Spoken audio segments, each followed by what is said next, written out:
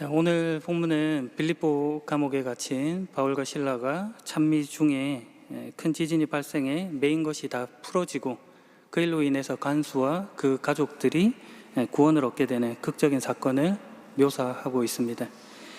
앞서 바울 일행은 성령의 간섭하심으로 인하여 아시아에서 사역하는 것이 아니고 유럽 지방에서 복음을 전파하고 그 과정에서 자주색 옷감장수 루디아의 회심 사건을 통해 그 집을 거점으로 복음 사역을 전개했던 것이 기록되어 있습니다. 그러다 하루는 그들이 기도처를 찾다가 가다가 귀신 들린 여종 하나를 만나서 예수 그리스도의 이름으로 그 여종 안에 있는 귀신을 몰아내는 그런 일을 하게 됩니다. 그 여종은 점치는 일로 인해서 자기 주인에게 많은 돈을 벌어다 주었는데 바울 일행의 이 사역으로 말미암아 더 이상 돈 벌 수 희망을 사라지게 만드는 그런 일을 만들었습니다. 이 일이 빌미가 되어서 바울과 실라가 고발을 당하게 되는 것입니다. 붙잡혀 관리에게 끌려가는데 그들을 끌고 간 자들은 실상은 그들의 경제적 이익이 이제 막힌 것에 대한 분노였지만 표면적으로는 바울 일행이 불법 종교를 전파해서 로마가 지금 가지고 있는 그 평화 체제를 위협하고 있다 하는 것으로 고소하게 됩니다. 그 과정에서 군중들이 합세해서 바울과 실라를 공격하고 그리고 로마 관리는 바울과 실라의 옷을 찢고 매질하여서 감옥에 가둘 것을 명령합니다. 그리고 간수를 붙여서 그들을 지키게 하죠. 간수는 그 명령을 받고 바울과 실라를 그 감옥의 가장 깊숙한 곳에 묶어둡니다. 가두어 두죠. 그들의 발에 쇠고랑을 단단히 채웠습니다. 당시 기록으로 보자면 죄수들은 양 가랑이를 이렇게 발을 뻗어서 이제 가랑이가 완전히 찢어질 정도로 하여 쇠고랑을 찼다 하는 기록이 있는 것으로 보아 바울과 실라가 매우 힘든 옥살이를 했던 것으로 여겨집니다. 그러나 한밤중에 바울과 실라는 하나님께 기도하며 찬양했습니다. 다른 죄수들도 그들의 기도와 찬송 소리를 들었죠. 그때 갑자기 감옥까지도 흔들릴 정도의 큰 지진이 일어나서 감옥 문이 모두 열리고 죄수들을 묶고 있던 쇠사슬이 풀려지는 그런 일들이 일어납니다. 간수는 잠에서 깨어서 감옥 문이 다 열린 것을 보았습니다. 그리고 생각하기로 죄수들이 벌써 도망을 갔겠거니 하며 자결을 시도하려고 하죠. 당시 로마법상 간수가 죄수들을 지키지 못한다면 그 죄수들이 받았던 그 형벌, 그 기간을 이 간수가 대신 지거나 아니면 죽음으로써 그 책임을 받는 것을 목표로 했습니다. 그렇게 되어 있었죠. 어차피 죽을 것이라고 생각했던 그 간수가 이왕 죽을 거 명예롭게 죽자고 생각했는지 자결을 시도하려고 한 것입니다. 그때 바울이 큰 소리로 말합니다. 당신 몸을 해하지 마시오. 우리는 다 여기에 있습니다. 바울이 조금만 늦게 외쳤어도 아마도 그 간수는 자신의 심장을 찔러 죽음을 맞이했을 것입니다. 간수는 등불을 달라고 해서 안으로 뛰어들어가 두려워 떨면서 바울과 실라 앞에 엎드렸습니다. 쓰인 단어로 보면 그가 얼마나 당황했고 놀랐는지가 잘 표현되어 있습니다. 그리고 그들을 바깥으로 데리고 나와 이렇게 말하죠. 선생님, 어떻게 하면 제가 구원을 받을 수 있습니까? 어떻게 된 일인지, 왜 당신들은 도망가지 않았는지 이렇게 먼저 물어보는 것이 아니고 지금 전혀 새로운 전환점을 만들 만한 그런 질문을 던지고 있는 것입니다. 거기에 바울과 실라가 대답하죠. 주 예수님을 믿으십시오. 그러면 당신과 당신의 집안이 구원을 얻을 것입니다. 이 복음의 내용을 그와 또 그 가족들이 듣게 되고 세례를 받고 구원을 얻게 됩니다. 하나님을 믿게 된 것을 그들이 매우 기뻐했다라고 성경은 기록하죠. 이것이 오늘 본문의 내용입니다. 두말할 나위 없이 오늘 본문은 하나님의 놀라우신 구원 사역이 묘사되어 있습니다. 그런데 그 구원 사역이라고 하는 것이 우리가 쉽게 이해하는 것과 같이 바울과 실라가 기도하고 찬송했더니 옥문이 열려지고 쇠사슬이 풀어지는 기적으로 나타났다 하는 것에 초점 모아져 있지는 않습니다. 그것을 강조하려고 쓰여진 것은 아니죠. 그러려고 했다면 꼭 이 일은 안 일어났어도 될 만한 일이었습니다. 이 이야기는 그 시작부터 귀신 들린 요정과 그리고 바울 일행의 대조로부터 시작됩니다. 귀신에 묶여있던 요정을 자유롭게 하는 것과 그리고 자유인이었던 바울과 실라가 묶여지는 그 일로 대조를 보이고 있는 것이죠. 표면적으로 보면 신세의 전환이 일어난 것입니다. 그러나 그 속에 하나님의 이끄심과 뜻이 있는 것이죠. 무엇이 속박이고 무엇이 자유냐 하는 것을 그들의 모습을 대조함으로 보여주고 있는 것이죠. 진정으로 갇혀있는 자와 진정으로 자유한 자의 모습이 어떤 것인지를 가르치기 위해 오늘 본문이 있는 것입니다. 그것이 간수의 변화된 모습을 통해 또 설명되고 있는 것이죠. 간수의 생각, 질문, 행동 이런 것들을 통해 하나님의 구원 사역이 묘사됩니다.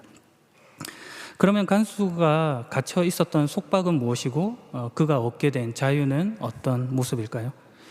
한밤중에 일어난 일로 인해서 간수는 정신적 혼란을 겪게 됩니다.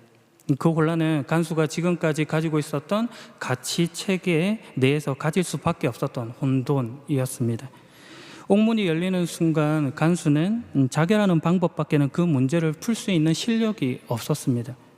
그런데 그것이 깨뜨려지는 순간을 맞은 것이죠. 그러니 거기서 정신적인 혼란을 겪는 것입니다. 간수 쪽에서 보자면 죄수들이 도망갈 수 있는데도 불구하고 도망가지 않은 이상한 일을 경험하게 된 것입니다. 지금 이런 장면이 하나님의 구원을 설명해 주는 것입니다. 하나님의 구원이 어떤 모습인지를요. 구원이라는 것이 우리가 생각하는 것을 넘어서는 자리로 인도함 받는 것이다라는 것을 이런 장면들을 통해서 가르쳐 주고 있는 것이죠. 구원에 대해 우리 쉽게 이해하는 식으로 오해해서는 안 되는 지점이 여기 있습니다. 그것은 구원이라고 하는 것이 자기가 몸담고 있는 이 환경, 이 조건이 세상이 보기에도 자기 뜻에 비추어 보았어도 보기 좋게 변화하는 것이라고 생각하는 것입니다. 그리고 거기에 대입되는 것이 하나님이라는 것으로 구원이 완성되었다고 이해하는 것이죠. 말하자면 구원을 내가 알고 있는 이 가치체계의 극적인 반전을 만들어낼 수 있는 분으로 하나님을 소유하고 있다 하는 그 정도의 영역으로만 하나님을 이해하고 구원을 이해하는 것입니다. 그건 전제가 언제나 현재의 상황, 환경, 조건 이런 것들이 내게는 불만족스럽고 그렇기 때문에 내가 원하는 방식으로 변해야 한다 하는 기준이 있는 것입니다. 내가 바라던 상황이 이루어지는 것을 구원이라고 보는 것이죠. 하나님이 개입하셨다라는 말로 도장을 찍고 있지만 여전히 그 중심에는 하나님이 아니라 내가 중심인 것입니다. 그 구원의 도식은 나는 불만족스럽다, 하나님이 개입하셨다, 나는 만족되었다, 이것이 구원이다 이렇게 말하는 것과 같습니다. 내가 보는 환경이 여전히 기준인 것입니다. 내가 만족하는 것이 여전히 기준인 것이죠. 그러나 성경에서 구원은 그렇게 말해지지 않습니다. 내가 만족하는 기준이 아니라 하나님이 나를 어떻게 부르시고 이끄시는가가 구원이라고 기준이라고 말씀해 주시는 것이죠. 그래서 성령의 간섭과 인도로 인해서 환상을 보고 유럽 선교를 오게 되었던 이 바울이 마주한 현실은 사열대가 나와서 서 있고 빵빠레를 울리고 그리고 사람들이 깃발을 흔들며 환영하는 그런 자리가 아니었던 것입니다. 하나님께서 직접 간섭하셔서 보내셨으니 뭔가 대단한 일이 일어날 것 같고 예비되어 있을 것 같지만 전혀 현실은 그렇지 않다는 것이죠. 그런데 그 자리가 바로 하나님께서 성령을 통하여 이끄신 자리더라라는 것이 성경이 하는 말입니다. 거기까지 끌고 오시는 것이죠. 바울과 실라의 모습을 보십시오. 그들은 감옥에서 기도와 찬양을 합니다. 우리는 보통 기도와 찬양을 동시에 하는 경우는 자주 보기 어렵습니다. 찬송은 주로 형통할 때 하고 기도는 보통 좌절할 때 나오죠. 형편이 좋았을 때 우리는 자연스럽게 찬송을 부르지만 절망의 벽에서는 기도합니다. 그런데 오늘 본문에서는 그들이 기도와 찬송을 하고 있죠.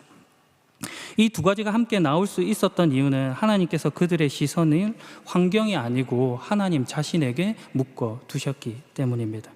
하나님의 구원이 이렇게 묘사되는 것이죠. 그리고 이 내용이 답이 없다고 생각했던 이 간수를 통하여서 다시금 반복되어서 설명되는 것입니다. 간수의 판단은 분명합니다. 이 현실 안에서 더 이상 길은 없다. 그러나 바울을 통해 하나님은 말씀하십니다. 우리가 여기에 있습니다. 이것은 다만 우리가 도망치지 않았으니 걱정하지 마세요라고 하는 정보 전달의 차원이 아닙니다. 네가 오답이라고 부르는 이 환경 속에서 하나님이 구원을 어떻게 말하고 있는지를 보라라고 하는 그런 말씀인 것이죠. 하나님이 그 현실 안에 있는 것입니다. 그리고 그 현실 속에서 현실의 변화 이전에 존재의 사유틀, 그러니까 생각하고 마음 가지고 하는 그런 것들을 바꾸시는 것입니다. 지금까지 인식했던 세계의 구조, 그 중심, 이런 것들을 다 해체하신 다음에 현실 내부에서 갇혀있는 그 자아에서 하나님의 시선으로 자기를 바라볼 수 있는 그 전의를 만들어내시는 것이죠. 하나님은 현실을 없애시는 그런 분이 아니고 그 현실의 틈 사이에서 새로움을 창조해내시는 분인 겁니다. 우리가 그 속에서 새로운 존재로 태어난 것이죠. 이것이 감옥이라는 배경 속에서 주어지는 하나님의 말씀입니다. 진정으로 누가 갇힌 자이고 진정으로 누가 자유자인가를 깨닫게 하시는 것이죠.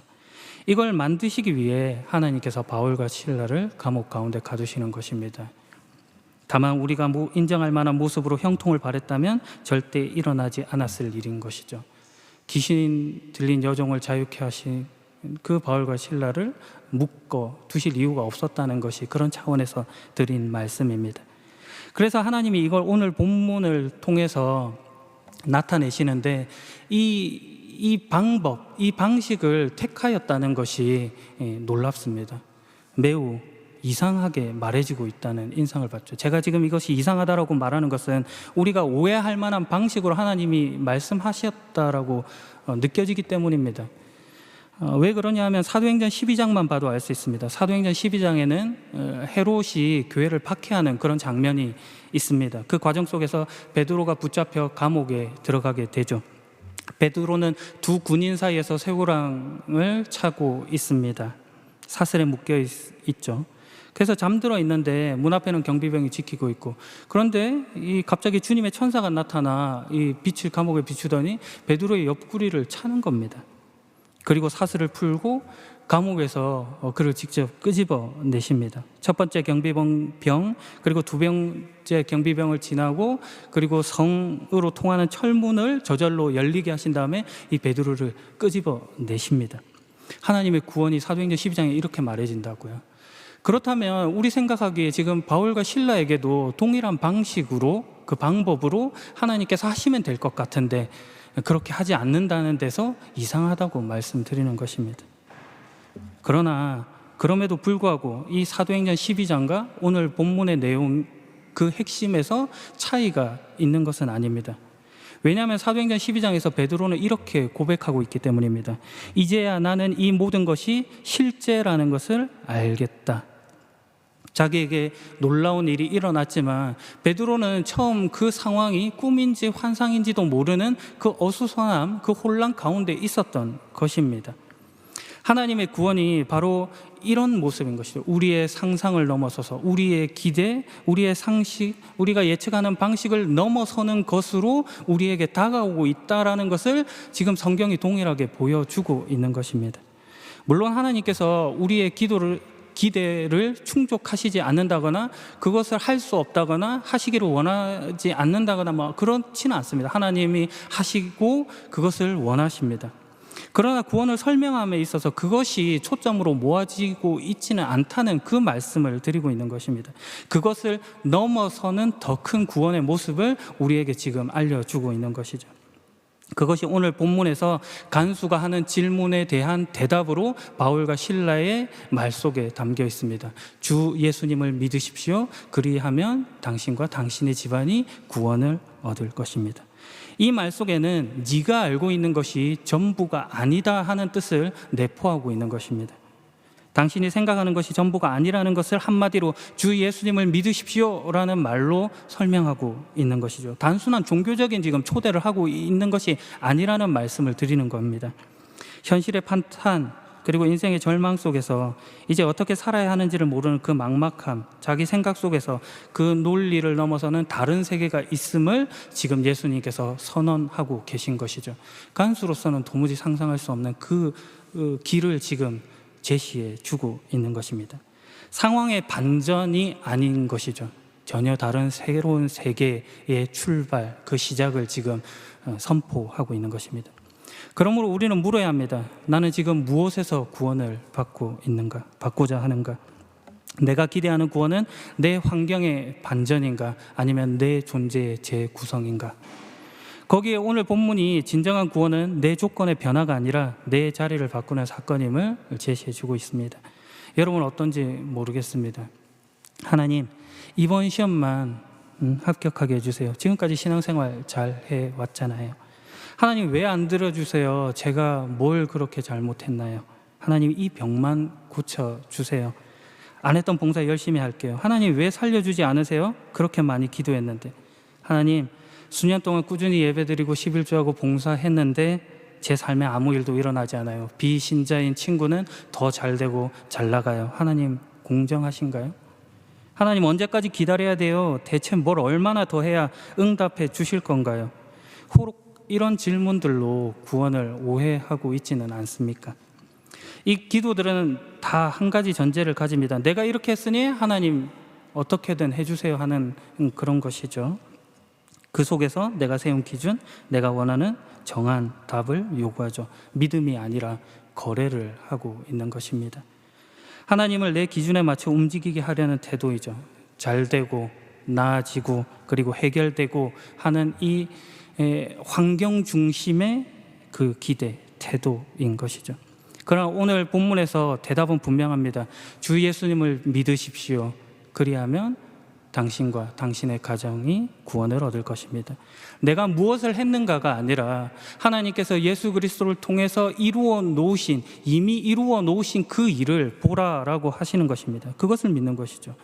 존재 자체를 새롭게 하시는 하나님의 역사, 이것이 구원입니다.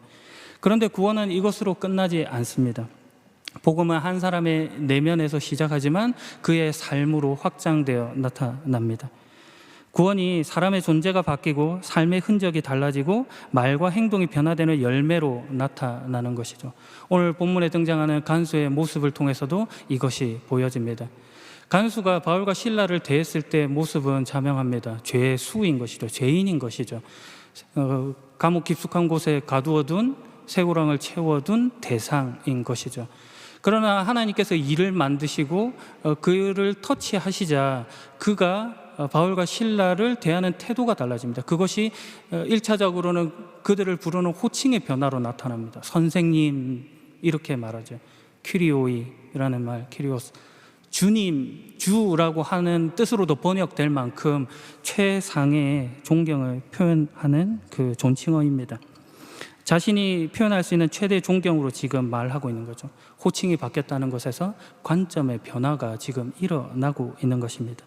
하나님께서 그를 만지시면 이런 변화가 일어나는 것입니다.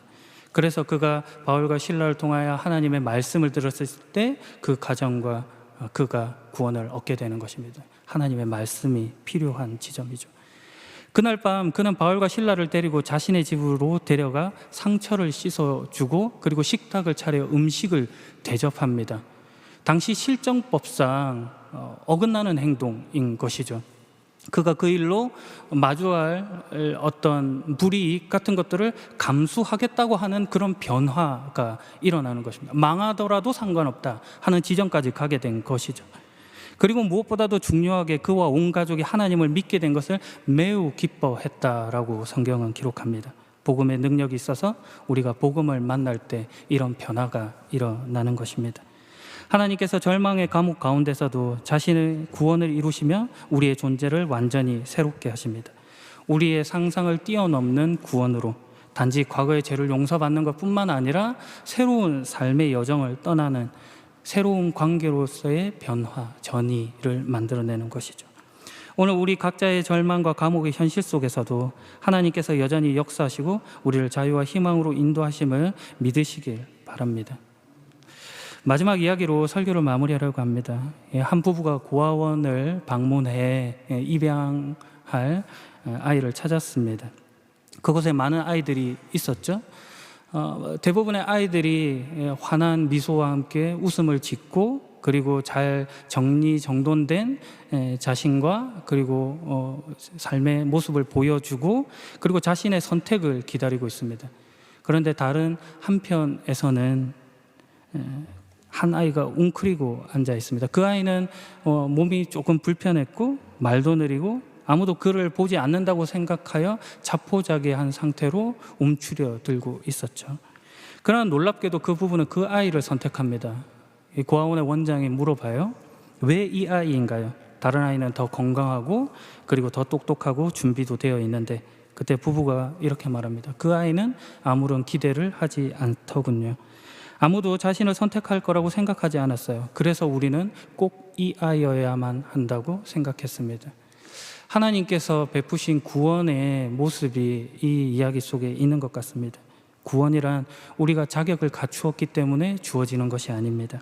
우리가 갈 수 없는 자리에 부름을 받고 거기에 주인공으로 선택되어 살아가게 된 존재들입니다. 하나님의 구원은 우리의 조건을 초월하고 우리의 상식을 뛰어넘고 우리의 기대를 완전히 깨뜨립니다. 그것을 고급지게 은혜라는 말로 부르죠. 우리는 그 은혜를 입은 자들입니다.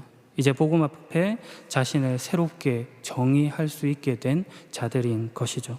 부정적인 환경, 잘못된 기대, 이런 것들에 매여 있는 자들이 아니라 참된 진리, 예수 그리스도, 그분께 묶여져 있지만 자유한 자들인 것입니다. 그러니 예수 그리스도를 믿으십시오. 오늘 상상을 넘어 더 크게 역사하시는 하나님을 믿어 매우 기뻐하시는 복된 여러분에게 예수 그리스도의 이름으로 축복합니다. 기도하겠습니다. 사랑과 은혜가 풍성하신 하나님 아버지, 오늘도 저희를 부르시고 환경과 한계를 넘어선 구원의 자리로 인도하심에 감사드립니다.